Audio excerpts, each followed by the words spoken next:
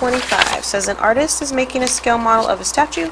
On the model, 2 inches represents 1 foot.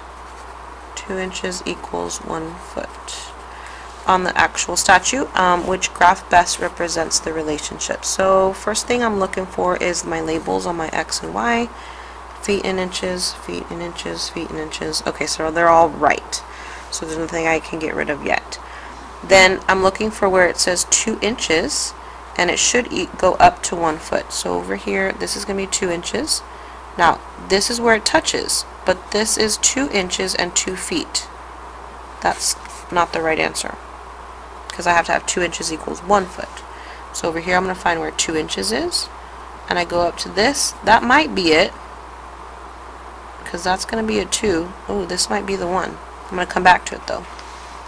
Over here, 2 inches is here. And is this tiny number going to be 1? Don't think so.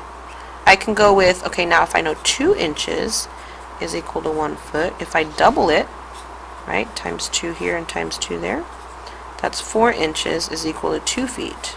So maybe I should do that. If I find where 4 inches is, does that go up to 2?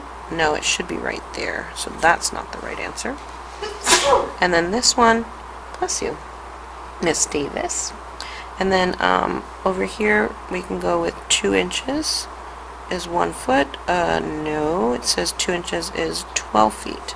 So that's not right. Take me back to letter C with the right answer.